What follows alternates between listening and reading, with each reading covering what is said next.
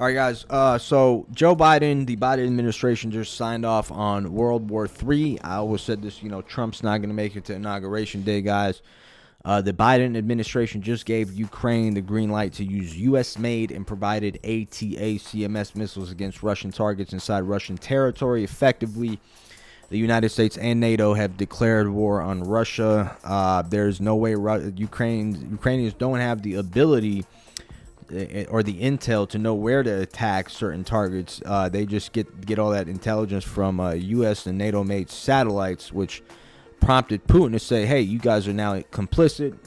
That gives me the right to use nuclear weaponry to defend Russia, right? And he will use that, which essentially would lead into pretty much we won't have an America to make great again, right? So I'm surprised all these MAGA people aren't out in the open, like really pissed off at this decision, because this will drag America into hell, really. And Scott Ritter even said this shit. He said MAGA America should shut down Washington D.C. until Biden reverses his decisions on ATACMS, surround the White House, surround Congress, shut it all down, because if we don't, there may be no America for Trump to make great again come January 2nd. And that's true, man. Like if America gets embroiled in a war in Europe, a fucking nuclear war for that matter, because they're threatening with word nuclear is fucking scary.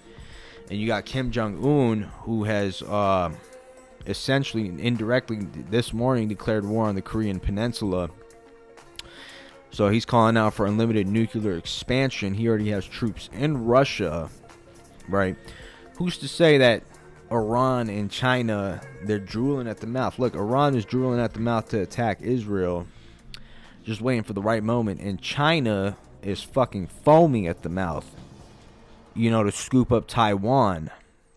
Because now, now if you get America involved in 3 different fronts, with a military that, to be honest with you guys, isn't even capable of really going to war. We're not capable of going to war, man. We have a recruitment issue. There's a weapons supplies issue. There's a fucking, there's a whole bunch of fucking problems going on domestically, and they're really trying to fuck it up for Trump, man. And I think if I'm not mistaken, you can't even make a referendum on the administration if you are in a state of war. So we might be seeing another 4 years of Biden or whoever the hell is fucking running this country. We don't even know who's running the country, right? So this is Russia. This is Putin. Let's get into Putin right here, man. This is Putin talking about how he's going to support of a nuclear state. Nuclear weapons. That shit is fucking scary, man. We're gonna be in the updated version of the document, aggression against Russia by any non-nuclear state, but with the support of a nuclear state, is proposed to be considered as their joint attack on Russia. Russia will also consider the possibility of using nuclear weapons when receiving reliable information about a massive launch of means of aerospace attack and their crossing of our state border. This includes strategic and tactical aircraft, as well as cruise missiles and drones, hypersonic and other delivery vehicles. Russia reserves the right to use nuclear weapons in case of aggression, including if the enemy, using conventional weapons, poses a critical threat. It is important to note at this point that these are, at this time, proposals to amend Russia's nuclear weapons use doctrine.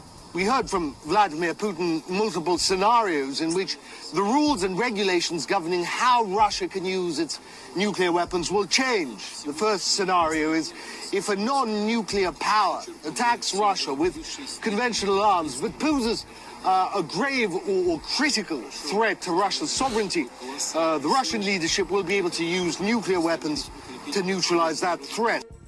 Shit, in the updated version. And this is all orchestrated by these executive elitists in the military-industrial complex and the deep state, the globalists, the George Soros, the Bill and Melinda Foundation, Gates Foundation, the Clinton Foundation, the Epsteins. I mean, these people are all working together, guys, and they're making trillions of dollars off this entire conflict between Russia and Ukraine. It's really a money laundering scheme when you break it down. It's kind of sick, but all these lives are being lost for a few group of elitist, globalist motherfuckers.